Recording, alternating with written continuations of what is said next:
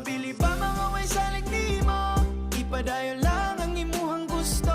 Buhatan na tanan nimo nga mga plano. Basta likay ang mga negatibo. Sige padayon lang, padayon lang ta. Sige padayon lang, padayon lang ta.